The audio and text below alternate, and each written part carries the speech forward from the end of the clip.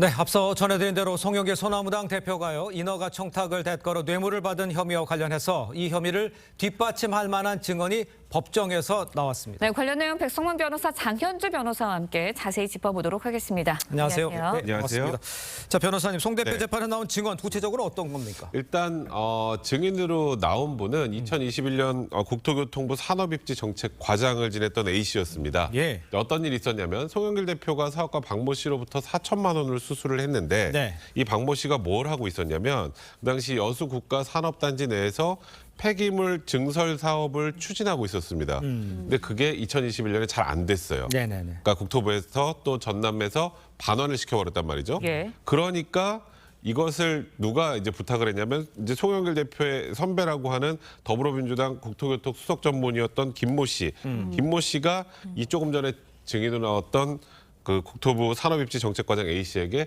10여 차례 전화를 해서 이제 잘 좀 봐달라는 취지의 청탁 전화를 했다라는 겁니다. 근데 이제 어떤 관계가 있냐면 네네.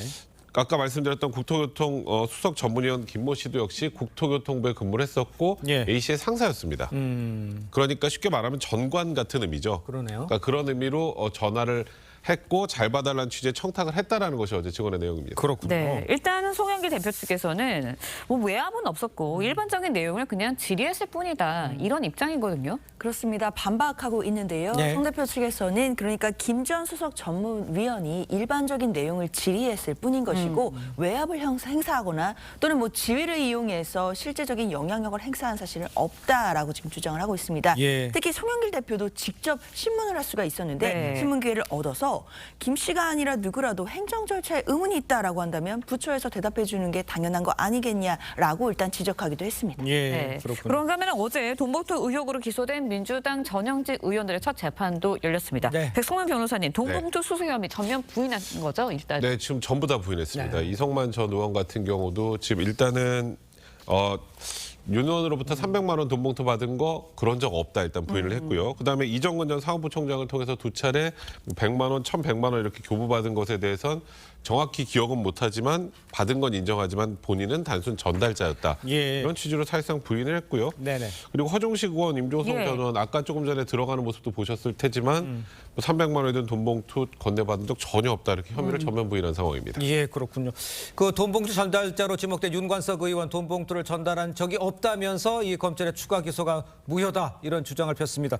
윤 의원의 이런 주장을 펼치는 이유는 어디서 찾을 수 있습니까? 그러니까 이게 좀 애매한데요. 예. 그러니까 쉽게 말해서 6천만 원을 받고 그걸 돈봉투 20개로 나눠서 나눠줬다라는 것이 이제 윤관석 의원의 혐의인데 일단 6천만 원을 수수한 혐의로 일단 기소가 됐고 거기에 대해서 1심에서 징역 2년이 선고됐습니다. 네. 그래서 지금 일단은 구속 상태로 재판을 받고 있는 건데 여기서 이제 소위 말해서 이 돈봉투 20개를 나눠준 혐의로 추가 기소된 거거든요. 근데 윤관석 의원은 아니 그거 저번 그 6천만 원 받은 거에다 포함되어 있는 혐의인데 이걸 왜 또 추가 기소하느냐. 그러니까 이건 잘못됐다라는 것이고 그리고 이게 좀 애매합니다. 그럼 자기가 6천만 원을 다 가졌다는 건지 그러네요. 나눠주지도 않았다는 건지 그건 잘 모르겠는데 그래서 주장을 유심히 보면 이렇게 되어 있습니다. 공소장에 기재된 일시와 장소에서 돈봉투를 주진 않았다. 그러니까 다른 데서 줬다는 소리일까요? 그러니까 이거는 일단은 부인하고 있습니다만 좀 다소 애매한 그 부분인 건 사실입니다. 그렇군요. 네, 일단 예. 재판부는 다음 달 20일에 강래구 전 한국수자원공사 상임감사위원 증인으로 소환할 예정입니다. 어떤 부분을 집중적으로 물어보게 되는 걸까요? 아무래도 강래구 전 감사 같은 경우에는 예. 이 돈봉투 수수 의혹과 관련해서 핵심적인 사람이라고 볼 수 있습니다. 네네. 그렇기 때문에 증인으로 불러서 여러 가지들 물어보게 될 텐데요. 특히 이제 윤관석 의원의 지시 권유로 6천만 원을 마련해서 300만 원씩 이제 봉투 20개를 만들어서 전달했다 이런 혐의로 이미 유죄 판결을 받았거든요. 네네. 그렇기 때문에 그 전달 과정에서 돈봉투를 수수한 의원들에 대해서 혹시 아는 바가 있는지 그런 부분들을 집중적으로 추궁할 것으로 예상됩니다. 지금 이 검찰이 돈봉투 의혹 관련해 수사에 속도를 낼 것이다. 이런 지금 전망도 사실 나오고 있습니다. 향후 어떤 점이 수사에서 변수가 될 수 있는 건가요? 일단은 지금 6천만 원을 윤관석 의원이 받아서 봉투 20개로 나눠줬다라는 것까지는 어느 정도 지금 이제 법원에서도 정리가 좀 된 것 예. 같은데 그럼 이 수수한 의원들이 있겠죠. 네. 그 수수한 의원들을 소환해서 조사를 해야 되는데 총선 전에는 이게 자칫하면 검찰이 정치에 개입하는 것으로 보일 수 있어서 소환을 좀 미뤘단 말이에요. 예. 일단은 앞으로 이제 소환 조사가 진행이 될 텐데 문제는 이번 총선 결과죠. 예. 총선 결과가 너무 야당의 압도적인 승리로 돼 있는 상황이기 때문에 검찰이 좀 내부적으로 부담감을 느낄 수 있다라는 분석이 나오고 있습니다만 예. 사실 그거는 그거고 수사는 수사죠. 그렇죠. 나눠서 해야 네. 되지 않을까 싶습니다. 알겠습니다. 네, 좀 더 지켜봐야 할 것 같고 다음 이야기로 해보도록 하겠습니다. 경찰이 어제요 허경영 국가혁명당 명예대표의 종교 시설을 압수수색했습니다.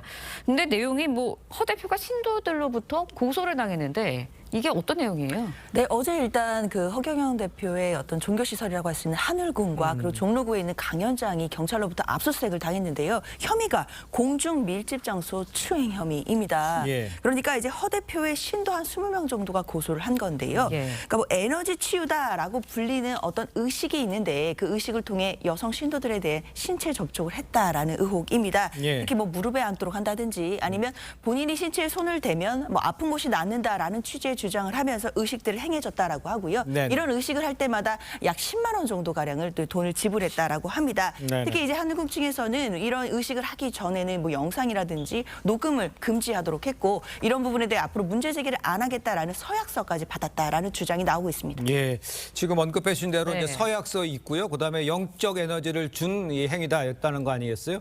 혐의를 부인하고 있는 거잖아요. 네. 이 주장은 어느 정도 받아들여질까요? 그러니까 일단은 구체적 행위를 저희가 정확하게 확인할 수 있는 게 없습니다만 이제 고소인들의 주장에 따르면 뭐 성추행을 당했다는 취지거든요. 사람들 예. 많은 곳에서. 그러니까요. 결국 여기에 동의가 있었느냐가 중요하겠죠. 지금 허경영 총재 측에서 얘기하는 것.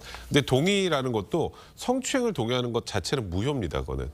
성추행 행위를 동의하는 것. 이게 뭐 치료라면 또 모르겠지만. 예. 근데 그래서 저 동의의 효력의 문제도 이제 어느 정도 좀 확인을 해봐야 될 것 같고요. 예. 일단은 구체적인 추행행위가 어떤 것인지 그리고 그게 보통 통상의 사람이라면 받아들일 수 있는 수준인지 아닌지에 대한 부분이 굉장히 중요하지 않을까 싶습니다. 알겠습니다. 자, 두 분 말씀 여기까지 듣겠습니다. 고맙습니다. 고맙습니다. 감사합니다.